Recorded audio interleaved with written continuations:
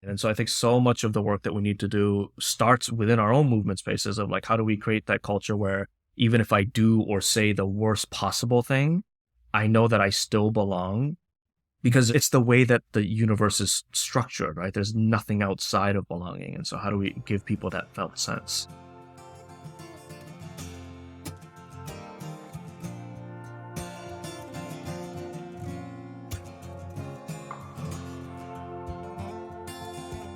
Welcome to the Wider Roots podcast, a show about how we can use the power of coaching and personal transformation to help create the world we most want to live in.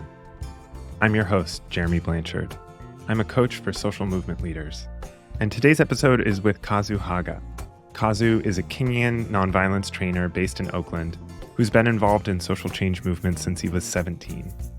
He leads trainings for youth, incarcerated populations, and activists. He's the author of Healing Resistance, a radically different response to harm. And he has another book coming out next year titled Fierce Vulnerability, Direct Action That Heals and Transforms. In this conversation, Kazu and I explore how to bring more spiritually grounded practice into our social change movements.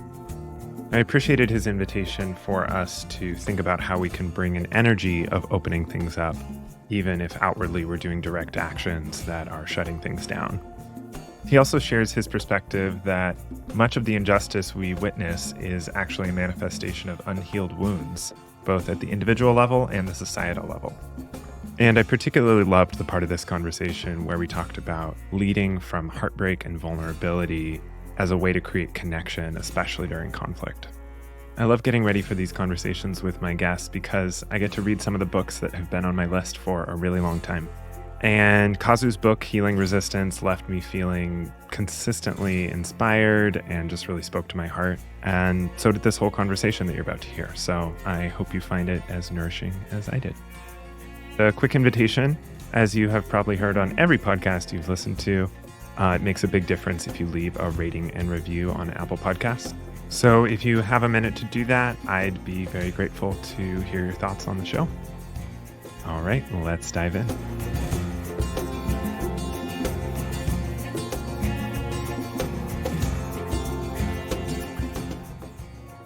Hey, Kazu, welcome to the show. Thank you so much for having me. What's going on? Yeah, so glad you're here. I took the Kenyan nonviolence training from you back in 2017, the 2-day weekend workshop, which I know you've led probably hundreds of. A lot of times. Yeah, so we're both in Oakland activist spaces. I know you've been really involved in Occupy, Black Lives Matter, Gaza, and everything that's going on right now there. And I just really admire and appreciate the way that you bring what I would describe as a spiritually grounded approach to social change that I long to see more of in the world, that this podcast is really dedicated to. So just glad to have you here. Thanks for making the time. Appreciate it. I'm looking forward to this conversation. I would love to hear some of your roots and what got you into this particular intersection that I see you operating in of personal transformation and systemic transformation. Like, how did those two come together? Yeah, I appreciate it. I think that the story really starts in some ways with someone I never met. It was my great-grandfather. My great-grandfather in Japan actually was the founder of a women's university, which at the time that the school started was this radical concept that like, oh, wait, women should be educated and they should take part in civil society. And he was largely influenced by the philosophies of Leo Tolstoy and the German poet Goethe. And I didn't know anything about this until years and decades later into my own life, because my family actually had a fracture when I was 7 years old, and my whole family was disowned from that part of the family. So I didn't have a connection to that lineage at all. And until years and years later, I found myself active in movements for nonviolence that were largely influenced by Tolstoy and Goethe and all these other people. And come to find out as an adult, decades after my kind of introduction to social change work, that my great-grandfather was also influenced by the same people. So I feel like there was something in my body that was seeded many, many years before I was born. And then I was growing up, my mother, who was never political in that sense, was more like new age hippie kind of spiritual. And she was Yeah. always talking to me about what she's learned from the Dalai Lama, and she had a lot of relationships with indigenous elders on this land, and talking about meditation and forgiveness. And I always, at the time, thought of it as this like embarrassing hippie thing that my mom does. And again, full circle, 30 years later, I'm doing so much of the same work that I think she seeded something in me. So I think there were things that happened to me even before I was born, and things that happened to me before I had a so-called political consciousness that seeded so much. But I think a lot of my introduction to this work came through my participation in the Interfaith Pilgrimage of the Middle Passage, which was a year-long journey initiated by a Japanese Buddhist order, where they were going to walk from Massachusetts to New Orleans and then down the coast of Africa to retrace the slave route. And so it was this thing where there was a clear political aspiration of talking about the real legacy and impact of enslavement in this country and talking about how it still impacts us today, but also a spiritual component of, this was an interfaith pilgrimage initiated by a Japanese Buddhist order, and it was very clear to them that it was a prayer walk, but a prayer walk that needed to happen in a public space, right? That we were bringing up a conversation that I think a lot of people were uncomfortable to have. And so I think my initiation into this work was always at that intersection of prayer and spirituality, as well as recognizing that we actually have to step outside the monastery and have these conversations in public spaces. So I think that was always a strong focus of mine. Cool. And so that planted some seeds. It seems like it's from the very inception in a lot of ways, like both your lineage and like the very first times you're encountering social justice work was already with that focus, which I think is not the common experience, not the dominant experience, I think, at least in US activist circles. There's often you're politicized, maybe in your youth with a good analysis, and then other folks come at it from maybe a spiritual direction, but they aren't politicized at all. And you got what I think of as a very special experience where both are just like right on top of each other. Yeah, for That's sure. cool. I feel grateful. I mean, you're seeing that intersection more and more these days, I think, with the movement for Black Lives and Standing Rock and all these movements that really see the necessity of that intersection. But certainly, when I came back from spending time in monastery, this was in the late 1990s, and getting involved in movements around issues of globalization and freeing political prisoners like Leonard Peltier, Mumia Abu-Jamal, closing the School of Americas. Those were not spiritual spaces. Like, we weren't even singing songs in the way that freedom movements today do. It was very much divorced from this idea of spiritual practice. So yeah, I'm grateful to see a lot of that beginning to shift today. I'm curious to talk a little bit about this longing for a more grounded way of going about our activism that I see in your writing and in your work and what you've been dedicated to. You wrote this article in 2020 that I want to share a quote from. You wrote, "And yet these escalated times require an escalated response. So how do we escalate our tactics while remaining grounded enough to double down on healing, beauty, and reconciliation? How do we use tactics of shutting it down while leading with a spirit of opening things up? As the elders at Standing Rock remind us, how do we make direct action ceremony?" And that quote really resonates with me. And as you're saying, I think this is becoming more prominent in our movement spaces, this kind of grounded activism. I'm curious to just hear you talk about, like, how does that longing live in you for us to have a new way of being together while we work for change? Yeah, over the last 10 years or so, I've been grateful to be in a lot of spaces that has really focused on trauma healing at the individual and interpersonal level. Both my own journey through healing my own wounds, but also holding space for other people to move through theirs. And as I've started to understand how trauma impacts our individual bodies, I've started to notice more and more how trauma impacts our collective bodies. And it impacts us in the same exact way. And so I've really started to see social injustice, whether we're talking about climate or racial injustice or economic injustice, as manifestations of collective trauma, right? And if we understand injustice as signs and manifestations of collective trauma, I've also come to understand that you can't shut down injustice any more than you can shut down trauma. And like, you can't go to someone who is experiencing a traumatic response and point the finger and say, stop it, stop doing that. And I think that's oftentimes how we move in our social justice spaces, is to go to sites of injustice and go to systems that are acting out of a collective trauma response and point our finger and say, stop, you need to stop the injustice. And so I think tactically, we're living in such urgent times that we may need to use tactics that require us to shut down a city council meeting, shut down a highway, whatever it might be. But how do we move with a spirit of, we are here to tactically shut this thing down, but spiritually, we're actually here to open up conversations and open up possibilities for healing? And I don't have any answers, but those are the questions that I'm grappling with, of like, what does it look like to really use nonviolent resistance as a modality of collective trauma healing? Those are the questions that this whole show is about. Those are the questions that deeply call me as well. I don't have the answers either, but I wonder if you have maybe an example of like, what are some places where you have experienced a shut it down and spiritually, let's open it up, coming together? Yeah, totally. The first thing I want to say is I think it's actually good that we don't have the answers. I think as a species, we're experiencing a transition moment unlike any that we have ever experienced as a species. So of course we don't have the answers. Of course we don't know what to do in this moment to create the depth and level of transformation that is necessary, because we've never done it. And I think part of what it means to be alive and to be doing social change work in this time is to actually accept that we don't have the answers, and to understand that the worldview and the way of thinking that tells us that if we think hard enough, then we can create a strategy to address all of the challenges that we're facing, is part of the problem, is part of the worldview that got us into this mess, right?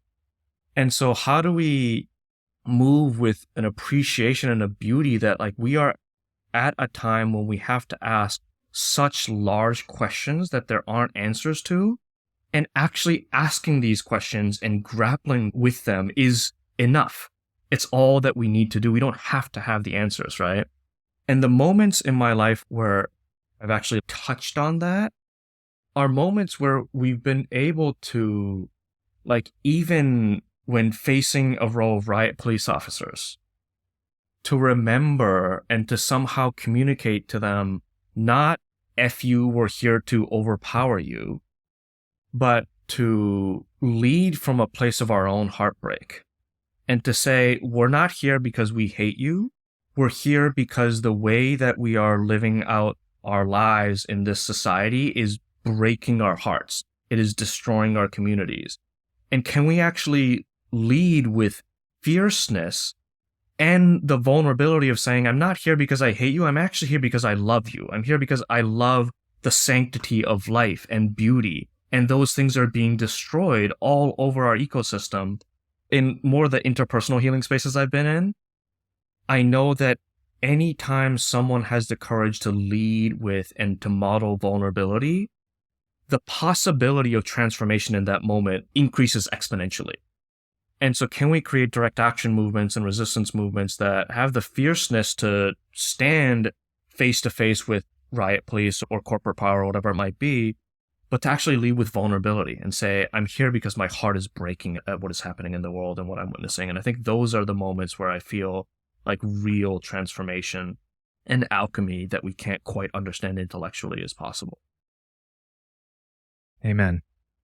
You reference in the book the documentary A Force More Powerful, about a bunch of different nonviolence movements from South Africa to the civil rights movement in the US to India and beyond. And as I hear you talking, I just feel, because I watched that recently, I just feel the footage and the energy of those movements where, you know, I don't think anyone said it that way in the documentary, but you can feel that we are here because our heart is breaking power. So if anyone listening hasn't watched that, highly recommend as a heart-opening experience. Yeah. I'm curious to hear a little bit about your entry into more focus on trauma healing. Because I sense, and tell me if I've got this right, but I sense that that has been like a evolution of your theory of change and your perspective. I think it's maybe always been there in some way, but Sounds like it's something you're focusing on more lately. And I'm curious what you've witnessed or what you've learned that's caused you to focus more on individual and collective trauma healing as the leverage point or the place where you want to invest your energy. Yeah, definitely. I acknowledge that a lot of my work is grounded in the Kingian lineage, right? And learning from the lessons of Dr. Martin Luther King and the civil rights movement. And those movements, they didn't have the science and the awareness around trauma that we do now, right? And so I think in some ways, they were trying to do that work of collective healing and using language of beloved community and reconciliation, but they just didn't have the science and all of the trauma healing modalities that are available to us now. And one story that I share a lot is how I have a family member who has experienced a lot of trauma in their lives and has never had a space to heal from that trauma. And so they're constantly in crisis. And every once in a while, we would spend several months supporting them through a conflict that they're having with their children, and that'll get resolved. And then a few months later, they have a crisis at work, and that'll get resolved. And it just felt like we're playing this endless game of whack-a-mole. And I realized at some point that we were playing an endless game of whack-a-mole because this person has a much deeper core wounding from their childhood, and that all of these issues around their relationship with their children, their relationship with their career, all these things were just surface level manifestations of a much deeper wound. And until we could support this person in healing that deep wound, we will always be playing a game of whack-a-mole. And over time, I've really come to understand that trauma works in a fractal way, that the entire universe is built on fractals. And when we look at a nation state like the United States, there's never a shortage of issues and a shortage of crises. And it hit me that at some point, we're always going to be playing a game of whack-a-mole because the United States as a collective experienced early childhood wounds that we have never healed from. Right? For a nation to be founded in lineages and legacies of enslavement and genocide, and to have never had the conversation of, wow, what did we just experience together? And how did it impact us? And how does it continue to impact us? Like, my childhood trauma impacts my relationship with my family today. And that's as someone who has done a lot of my own trauma healing work and have invited my family into circles, and we still have so much work we need to do. And as a collective, as a nation state, like our early childhood was filled with violence, and we've never even started to talk about what we experienced collectively and how to heal from that. And so I think all of these issues that we're facing now are just surface level manifestations of something much deeper. And so I think as I've understood more and more what it takes to heal individuals, I'm starting to see the pathway forward for us to heal collectively as a species and as nation states. And so I think that's a lot of the thinking that I'm trying to bring into my work of systemic change. Yeah, it makes me think about South Africa calling the US on charges of genocide. And it's like, there's a certain amount of healing that we can admire that South Africa did after apartheid, to be able to say, we've learned some things and we're going to actually be a force for and a stand for what we know is right. Yeah, like you said, a lot more to do in South Africa and everywhere in the world, but at least they've at least tried to have that conversation, right? Of like, hey, we just lived through apartheid. How did people experience that? And as a country, the United States has never even gotten close to having that conversation. And so we're still like holding that in our collective bodies, right? And hurt people. So we continue to perpetuate hurt out of that place of collective pain. Maybe to just extend on that, how is that informing your theory of change and where you're investing your political and healing efforts now? If trauma healing is part of the base, Kingian nonviolence is part of the base, how's that shaping your work currently? Yeah, so I'm trying to be in a place of constant questioning and experimentation about what does it look like if we viewed nonviolent direct action and civil resistance movements as a modality of collective trauma healing? What have I learned from being in small group spaces where we're working around trauma, and how do we extrapolate that to scale, and how do we do it in a public space? I think a lot of it is, like I shared, how do we create movements that have the fierceness to engage in public spaces and come face to face with systems of injustice while leading with our vulnerability and leading with our heartbreak? If we're going to lead with our heartbreak, we're going to these escalated, tense places with our hearts wide open. And what is the work that we need to do to prepare ourselves so that we don't get re-traumatized and we don't get re-triggered? There's a beautiful quote from Reverend Nadia Bolz-Weber who says, "Preach from your scars, not from your wounds." And so what is the work that we need to do internally in our movement spaces so that we can talk about the fact that we are potentially living through the next mass extinction, right? And how is our body holding that? What are the things that we are scared to voice out loud? How does that affect our hearts? What does it feel like in our bodies to know that we are experiencing times of incredible crises, unlike anything we have ever witnessed as a species, and to metabolize all of that so we can go into these frontline spaces and lead with that vulnerability and have some layer of protection?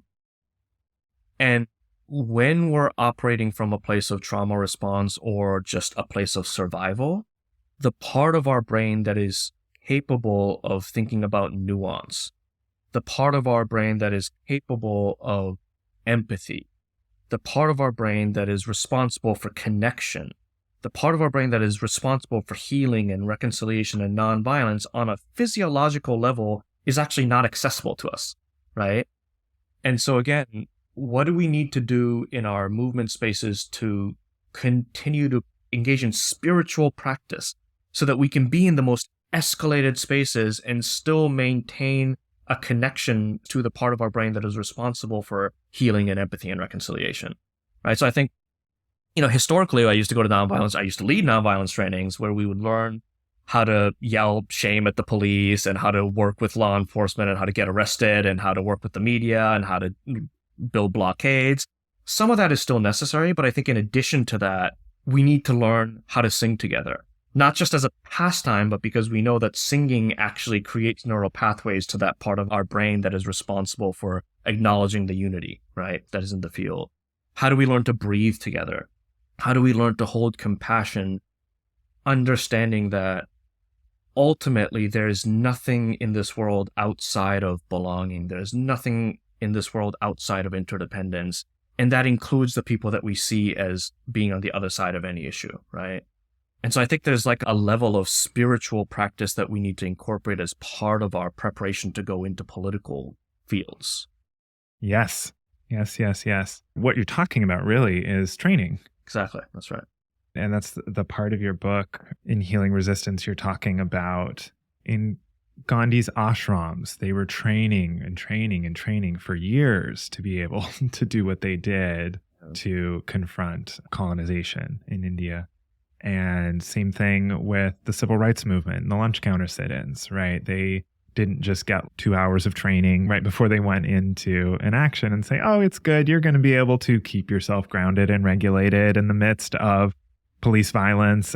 So there's something that resonates so deeply. Like when you talk about this rigor and depth of practice and depth of training, there's something that just lights up in me where I'm like, yes, I want that. I want to be in spaces where we have commitments that extend beyond this one action that we did, and where we have practices and where we have the spiritual training to go with the logistical hands-on activism training. And I find myself curious, like, where do people get that? If someone's listening to this and they're like, I resonate with that too. I want to go get that training. I want to see that in my spaces. I'm trying to think of like, what are the threads, the traditions, the practices to start getting acquainted with, to build in training, to build in spiritually grounded practice into our work. Yeah, I think the reality is that those spaces already exist. They're just oftentimes not in relationship with movements that are on the ground in frontline spaces. I think organizations like the Aini Institute has done a lot of great work in what they call the movement ecology and mapping out. We need a movement ecology that is as diverse as natural ecosystems, right? If we're going to heal society. And so I think traditionally when we think about social change movements, we think of like activist, quote unquote, spaces, but we already have so many spaces that are practicing deep spiritual practices, practicing trauma healing modalities, helping people move through pain But I think oftentimes that's not seen as like frontline social change work. And so a lot of the excitement that I have and a lot of the work that I'm doing is like there are so many therapists and healers who are becoming more and more engaged in social change, like frontline social justice spaces. And so I think they're bringing a lot of those skills into movement spaces.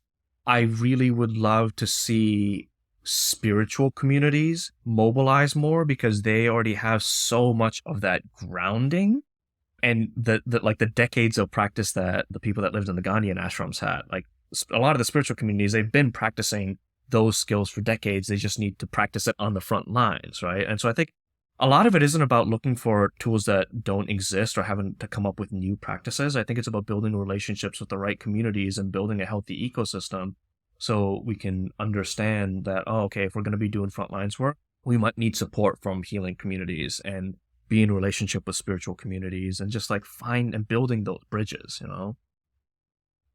Yeah, I love that as a pathway in is activism is here, the spiritual spaces are there, and relationships is part of the invitation.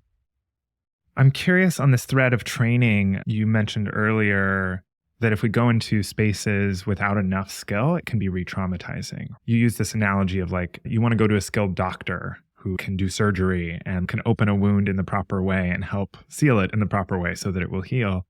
So I'm holding that tension in myself of expertise and just going for it and needing to just everyone to be trying these things out. I'm curious how you hold that when you're thinking about repair, when you're thinking about trauma healing, when you're thinking about reconciliation. Yeah, I think it's definitely the both end, right? There is no way for healing to not be messy. And I know I sometimes have this thing in my own life where like I always try to wait for every circumstance to be perfect before engaging in a conflict or engaging in training. And of course, there's never a perfect time to engage in healing work, right? It's always going to be messy. And so I think a lot of that work is letting go of that part of ourselves that is waiting for the perfect moment, that is waiting for all the skills, because we don't know what's going to be necessary. And I think there has to be a lot of spaces and appreciation for that rigor and acknowledging that, yeah, healing does require a lot of skill. It does not require schooling. I have almost no formal schooling to speak of. And so I think there's a lot of recognition that we need to give to community healers and community mental health models and things like that. It actually doesn't require a lot or like years and years of going to university for people to learn how to just be with each other.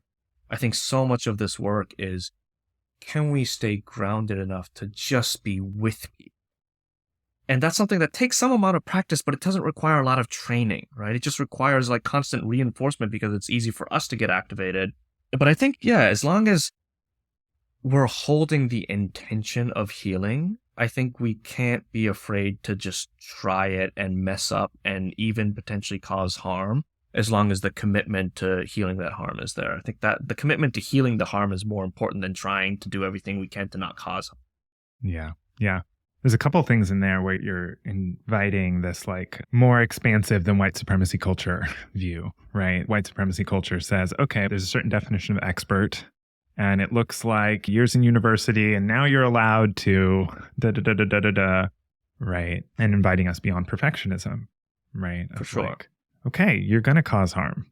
Like that, even just hearing you say those words, I'm like, okay, let's pause for a second. I think for many folks that can land as a very radical idea. Like, wait, you're telling me I don't have to avoid causing harm at all costs, even if it means I never like take action and just wait and wait and wait. Yeah. One quick thing is the white supremacist culture. I have a little pet peeve around that because I actually experience a lot of the characteristics of white supremacist culture to be patterns of domination culture and not necessarily just of white supremacist culture. I found a lot of these characteristics show up in me, not as a white person, but as someone who's been socialized as male. It also shows up in me as someone who is of Japanese ancestry, right? And my people dominated and colonized large swaths of Asia. And so I always want to bring a little bit more nuance into these conversations. It's not about any one identity, but it's about the dynamic of domination that does something to us, that puts us in these boxes and needs us to create more boxes. But yeah, I think it's true that one of the things that we really need to get over is this need to be perfect. And the first noble truth, in according to the Buddhist teachings, is the truth of dukkha, which is the truth of unsatisfactoriness, the truth that things will never be always the way we want them to be. And that seems like such a simple thing to understand. Like, of course, things will never be exactly the way we want them to be. But it actually took me about 20 years of practice to really, for the first time, the depth of that teaching to hit me. And it broke my heart. And the moment I realized it was when I was facilitating a nonviolence workshop and I was unskillful in a moment and it caused harm. And as someone who tries to practice principles of nonviolence and not causing harm, when it hit me that as long as I'm engaged in this work, there is nothing that I can do to guarantee that I won't cause harm. And in fact, as long as I'm in this work, it is guaranteed that at some point I will cause harm. And for me to accept that as someone who's trying to practice nonviolence, to accept the reality that I will always cause harm, was heartbreaking. And it took me 20 years of reading the Noble Truths to be like, oh, that's what this means. Yeah, I feel like it's a message that resonates deeply with me, and I think is something that so many of us need to hear in this era of cancel culture. I have so many coaching conversations with clients where the conversation is, okay, so I want to do a thing, but I don't want to cause harm. So can we talk about how I do this so I don't cause harm? Or like, maybe I'm just not going to do it at all because I don't want to risk causing harm. Which just, in general, the intention is beautiful, right? It's like, okay, of course none of us want to cause harm, but it becomes such a real strong, like, I can't let this occur.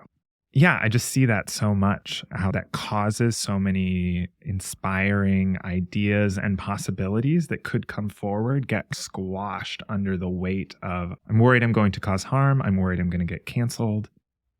I know that's something that's part of your thinking and work is like, how do we move beyond this cancel culture? So I'm curious, how are you holding that these days? How are you thinking about where that? do you want to start? So much to say. One thing that my partner recently said that I really appreciate is they said, creating safety and safe containers is not about creating a space where people won't experience harm. It's actually about creating spaces where people feel safe enough to be reharmed. Because healing hurts. There is no way that I can talk about my childhood trauma or that we can collectively talk about the legacies of enslavement and genocide or colonization or whatever and have that not be a really hurtful discussion, because those were really hurtful experiences, right? Yeah. And to create containers where we can feel safe enough to have conversations that we know are going to hurt, that's actually what real safety means. Like when I'm in spaces with incarcerated people and we can create a container that they feel safe enough to talk about the most shameful moment of their lives, the scariest moment of their lives, the moments that they have not talked about for 30, 40 years, and know and trust that on the other side of that conversation is even deeper belonging. That is a transformational moment, right? And so I think there's dangers in this idea of we need to create spaces where people aren't going to be harmed. I think it's actually about building up our capacity so we can have more conversations that we know are going to hurt, right? And how do we hold that in a way that actually leads us to healing? And I'll also share, and we can go in so many directions with this, but you mentioned cancel culture. I was part of a small group of people that organized a gathering of movement leaders back in May in upstate New York called Because We Need Each Other.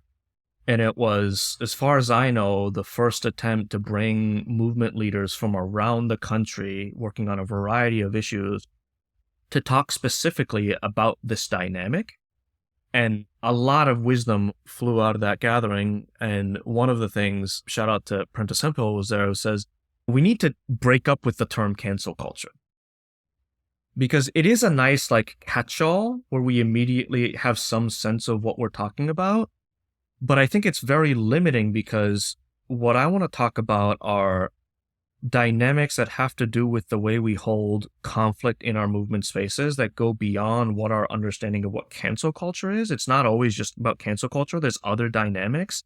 And to acknowledge that a lot of the national conversation, the public discourse around the term cancel culture is actually being framed by the right or by people who aren't in movement spaces. And so we've started, at least in that gathering, I don't know if it'll stick, but we've started talking about fractures to belonging. Like there are so many things happening within movement spaces, within all over, not just movement spaces, that create fractures to belonging. And what is that about? Why is it that so many times in movement and progressive spaces, these spaces where we are trying to create belonging for all people, for all life, we are so quick to throw people out of belonging? And I know one of the things that we're talking about in my work a lot is, I think one of the biggest contributions we can do is to create movement spaces where people would never even question their sense of belonging, because I know that if I'm deeply grounded in my universal belonging, then I feel less of a need to threaten another person's belonging. Right. And so I think so much of the work that we need to do starts within our own movement spaces of like, how do we create that culture where even if I do or say the worst possible thing, I know that I still belong, because it's the way that the universe is structured, right? There's nothing outside of belonging. And so how do we give people that felt sense?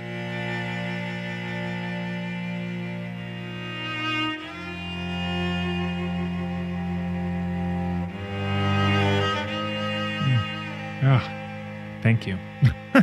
I know you're saying the words I need to hear.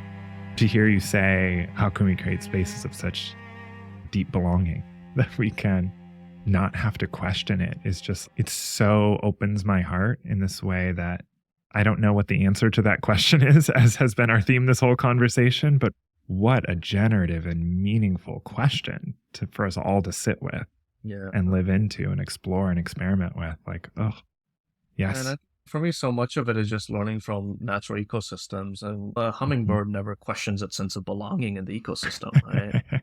And even when a lion is eating a gazelle, it never says to the gazelle, you don't belong, right? There's some felt sense that we are all part of this ecosystem and there's nothing outside of that. And I'm blessed to be working with an organization right now called Building Belonging that is really trying to use this frame of universal belonging as like the central theory of change. I'm grateful to be working with Building Belonging and exploring, if we're really going to take belonging, that word, seriously, what are the implications of that in terms of how we go about doing systems change work? Yeah, the energy of what you're talking about makes me think about something else you write in your book. Another quote I'll share is, you say, when people talk about holding someone accountable, the key word should not be accountable, but holding. What does it mean to hold someone? Does that person feel held, or do they feel attacked and judged? And there's something so connective about just emphasizing the word held there. Yeah. And I think a lot of the, whether we want to call it cancel culture or fractures to belonging, a lot of those dynamics, I really honor the intention, because I think a lot of the intention is we're trying to figure out what accountability looks like outside of the system, outside of the state. Right. And so communities are exploring how to do accountability without relying on outside external systems. I think that's beautiful. And I think we sometimes underestimate how deeply entrenched we are in these dominant worldviews. And almost all of us grew up knowing nothing but a carceral response to harm and to conflict. And so even though we're committed to not calling the state, our bodies don't know how to do things differently. And I think I'm so grateful for all of the wisdom that I've learned from the incarcerated people that I've worked with, who have shown me and modeled in front of me accountability at a depth that I have never seen before. Like, I did not know what the word accountability meant until I witnessed a dialogue between a mother and the incarcerated person who took her son's life, right? And to watch healing happen between those two. I've worked with a lot of survivors of violence, and the most common question they have is why, right? Why did you do this? And I feel like sometimes that question of why did you do this is actually not a real question. It's actually an accusation of like, why are you such a terrible person? But when the mother of someone who lost their child to violence can actually sit down and ask the real why, in the sense of like, what was going on in your life in that moment? Like, what were your pain points that led you to that moment, right? And to hold that kind of space for someone for that person to really be able to have enough spaciousness to explore like, what did happen to me and what led up to that moment in time, I think is a gift to that person, right? For that person to really be able to hold themselves to account and explain what happened. Oh, I did this not because I was a terrible person, but because of my own unprocessed trauma. And I think giving space for that conversation to happen is a gift that we are giving, because we know that is part of the process of healing for the person who caused harm. Yeah. Yeah. It also makes me think about it as, and I'm curious your take on this. I think of it as like, in movement spaces in particular, I've been in so many rooms, especially rooms with like mixed identities and privileges, where there's an intersection of politicized folks and folks who are doing some healing or transformation. And something happens in the room where there's a rupture. And my observation is that over the last 10, 20 years, there's been this increasing skill set around naming harms in public spaces. And especially in these like personal, internal work focused spaces, there's like more capacity to name things that in the past, especially if it were like mixed race or like a white dominant space, it might be everything's just going to be kept under the rug. We don't talk about this. It's not polite, right? Before it used to be more like it wouldn't get talked about across lines of identity, maybe. Now we're at this stage where it gets talked about, it gets named. And then what I've seen happen, and I'm sure you've seen this happen in lots of spaces. All right, it got named. Great. Suddenly we encounter our lack of skill in coming back together. So we have the skill to now name something that really desperately needs to be named, but we don't yet have the skill to, and it's a much higher order skill, in my opinion, to do the repair and coming back and reconciliation work and come back together. I'm curious if that resonates or if you'd like your perspective is different or something you'd add to that. No, unfortunately, it resonates more than you know. First, I want to shout out my friend Sonia Shah, who coined the term fractures to belonging and is someone who has taught me so much about how to do this relational healing work and the depth of healing that we are capable of as a species. I think it's a beautiful thing, right? That we've gone from not naming things at all. I was at a conference once when someone named it as the tyranny of civility. Like, it's not civil, it's not polite to bring up these tensions. So I think it's great that we're one step above that. And it's great that we are seeing that, oh, we actually don't have the skills necessary to actually heal all of these conversations all the time. And I think we do need to get a little bit better at discernment about when is a skillful place to bring up what conflicts. And I think this is also why I love the martial arts analogy.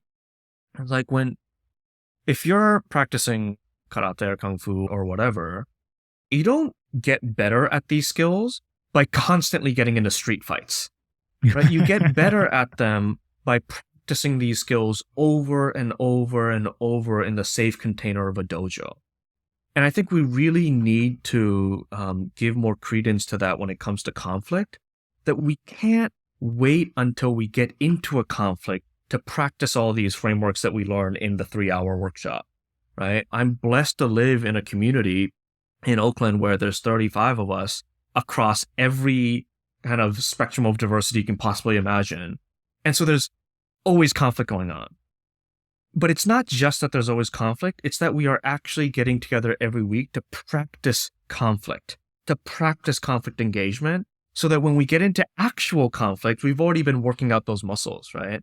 And so I think that's another place that I'd love to see movements engage more in, is the practice of healthy conflict engagement before those conflicts emerge, so that we're building up those muscles before things blow up. Yeah.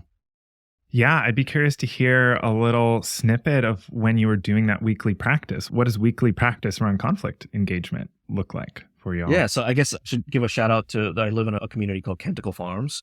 which is like 12 or 14 homes, and it includes a transitional home for formerly incarcerated men and a home that houses a sanctuary program and people who live across a pretty wide spectrum of wealth and class and all sorts of differences.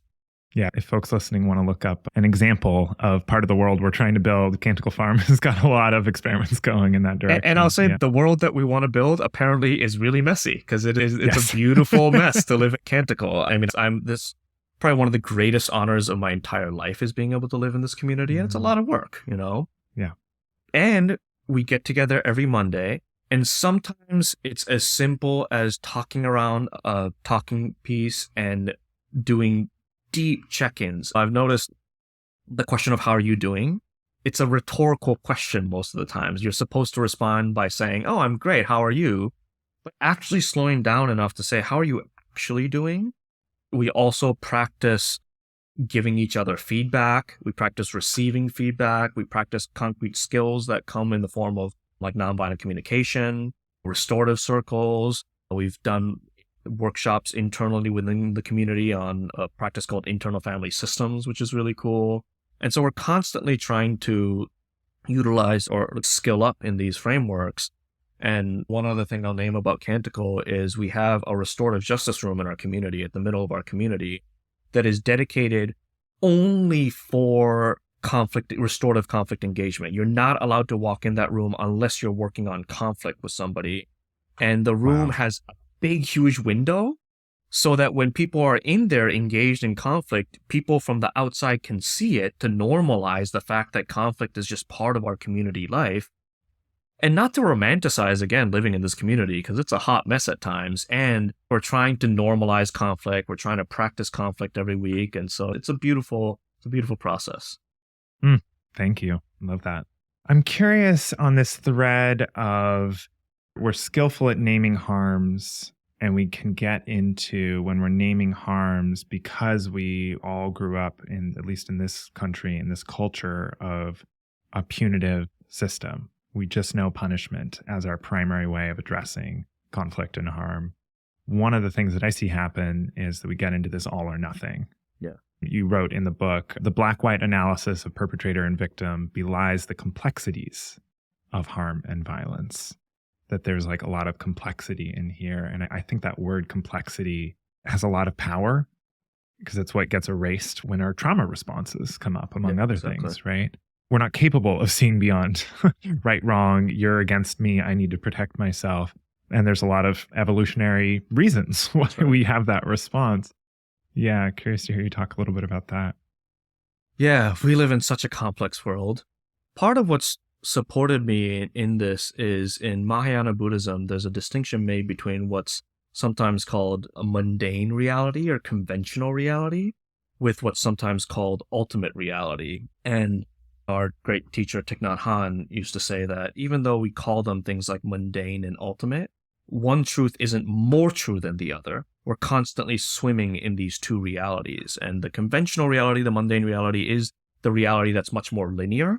And it's the things that we can see and touch and hear.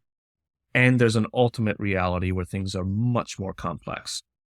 And so I think when harm happens, there is oftentimes, not always, oftentimes in the conventional realm, there's a clear person who caused the harm and person who experienced the harm. And again, I've had the privilege to hear deep stories from people who have experienced and perpetuated great harms. And I've heard their backstories dating back their entire lives and even longer. And once you slow down enough to hear the full story, you realize things are not as simple as this person caused harm and this person received it. Even with oppression, this is maybe a controversial thing, but yeah, like in one reality, there is the oppressor, there is the privileged, and then there's the oppressed. And there's also a reality that I want to continue to live into that says there is no such thing as perpetrator of harm, receiver of harm, oppressor, oppressed. There is only oppression, and everyone is being impacted by that dynamic of oppression. There's only harm, and everyone is impacted by it. And every time someone commits harm, it's most likely because there is some unprocessed harm that they are holding that they need to lash out and harm somebody else. And so I think the more grounded we can be, the more we've done our own trauma healing work so that we're less likely to have our own traumas get triggered, the more we can sit in the complexity of the world in which that sometimes things seem black and white. And at the same time, there's a much more complex reality happening. And to practice holding both of those realities at the same time requires a lot of work, and hence the practice that is necessary. Yeah. Yeah, I love that. I would love to hear a little bit about the principle from Jainism that you've talked about, Yeah. because that inspired me when I heard that. It helps. It's something I come back to a lot. Yeah, I love that when I first learned it. Jainism, for folks that don't know, is an ancient religion from present-day India that predated Buddhism. So a lot of the ideas in Buddhism around non-harm is really rooted in Jain traditions, probably the most non-violent religion out there that exists. And they have this principle called Anekāntavāda that, as far as I understand, is oftentimes translated as not one-sidedness or many-sidedness. And within this concept, they have at least 7 different understandings of truth. And I don't know if I can remember all of them, but it's something along the lines of, in some ways it is, in some ways it is not, in some ways it is and it is not, in some ways it is and it is indiscernible, in some ways it is not and it is indiscernible, in some ways it is not and it is indiscernible. And all 7 of those truths are happening at the same time. Right. And so I do think because we live in such a polarized society, such a black and white binary worldview, we sometimes think that someone has to be wrong and someone has to be right. And that truth and right and wrong are like zero-sum games. But I think there's a deeper reality in which there are so many truths happening at the same time that are all 100% true. Like truth doesn't have to all add up mathematically to 100%. Truth can be 900% true, right? There can be so many perspectives that are contradictory and each both 100% true at the same time. And so I think, yeah, the more grounded we are, the more regulated we are, the more we can just accept the complex realities that our intellect alone can't always grasp. Yeah, I feel like that's one of my hopes, my prayers for us in our movement work, in our healing work. I think that's one of the things that healing opens up is the capacity to, I can actually access this with some nuance. I can see that there can actually be multiple truths here. I can get out of, I need to make you wrong so that I am right, so that we can, that is the way that this conversation or this interaction needs to conclude. So I find a lot of inspiration since I first heard you talk about that of like, oh, right. Like I'll be in conversations with people and catch myself getting into like, no, but I'm right about the da-da-da-da. I'll be like, right, all the time.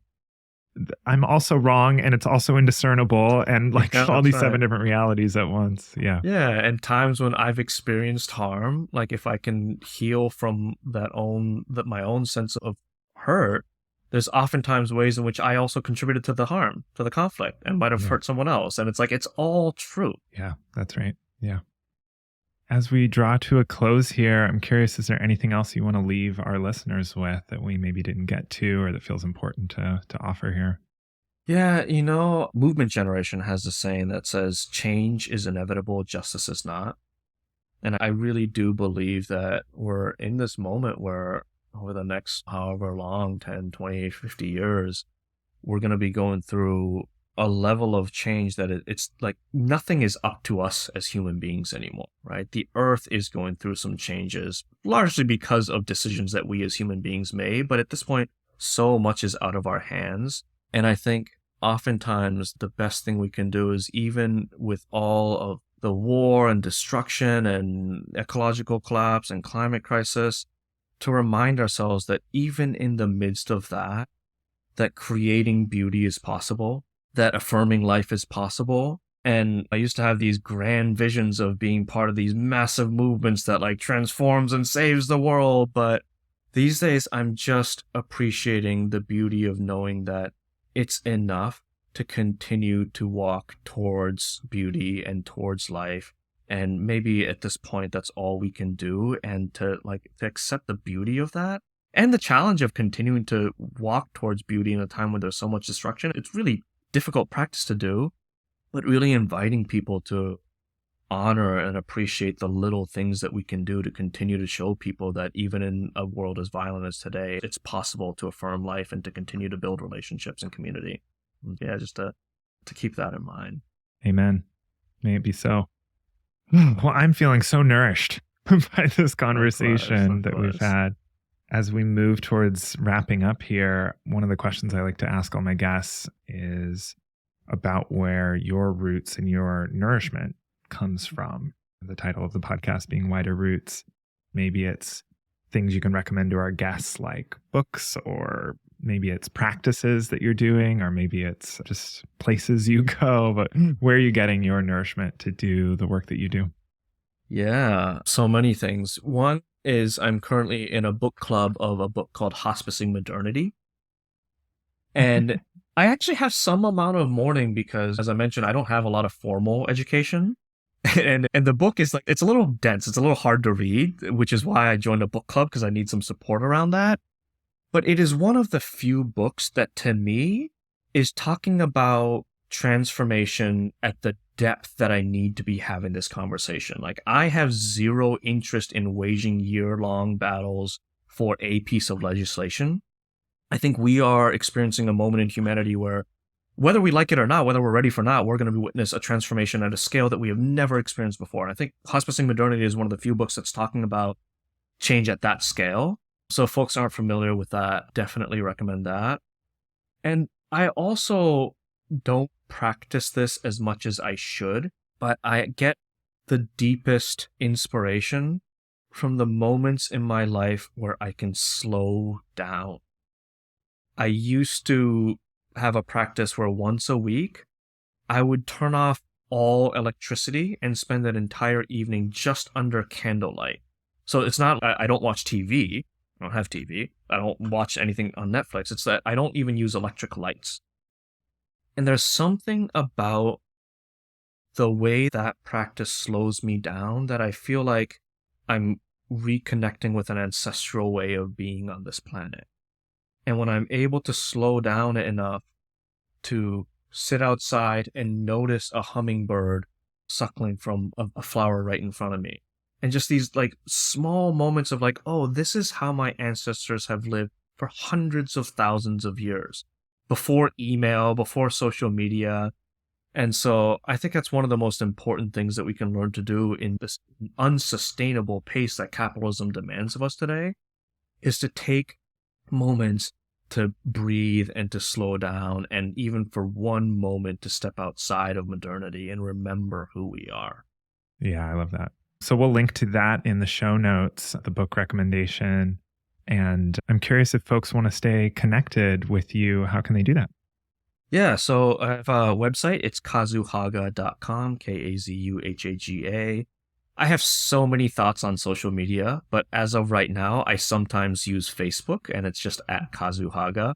Yeah, we'll see where I go with social media ultimately, but right now I'm on Facebook, and still every once in a while use it. It's cool. And you've got a newsletter on your website that folks can sign up for. Yeah, definitely. Thank you so much for being here. Thank you for the work you're doing in the world, for the decades of practice that you have put in to be able to see things the way you do and embody them the way you do. I'm very grateful. Likewise. Thanks so much for having this conversation with me. It's always a joy, and I get to learn a lot from having these conversations too. So really grateful for you.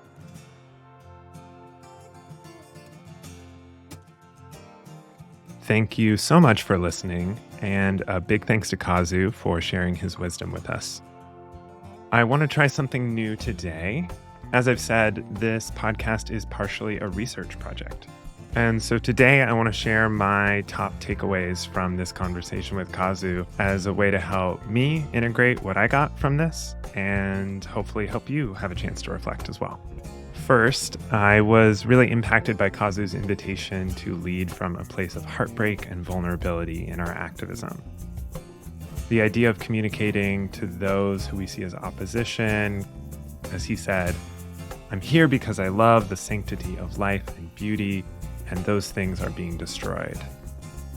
That idea just feels really potent to me.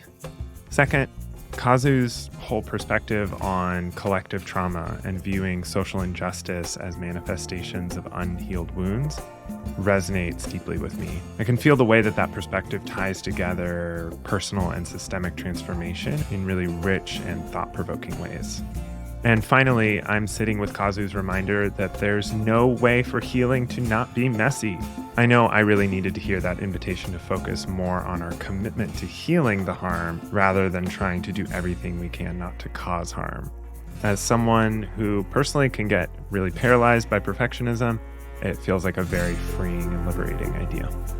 If you find this takeaway section at the end of episodes helpful, please shoot me an email at podcast@widerroots.com, and I will try to include it in future episodes. Check out the show notes for links to the resources Kazu mentioned and other ways to connect with him. Episode 6 comes out in 2 weeks with climate coach Charlie Cox. My start point is less agitating for change and more empowering people to believe that they can be actors in their own lives. We fundamentally believe that everyone has a stake in climate change, that everyone can affect change around it. So as always, make sure you subscribe in your podcast app of choice so that you can catch that episode and all the future ones. And please head over to widerroots.com to subscribe to the free newsletter where I'm sharing resources that go beyond what fit into the episodes and fit into the show notes. I would love to invite you into that growing community of folks. And you can also find the podcast over on Instagram at widerrootspod. And a shout out to Tim and Lindley and Meg, who all helped review this episode.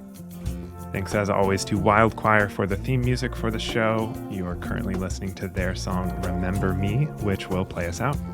See you next time. Remember me to the earth, Mama. Please take away all the hurt, oh my.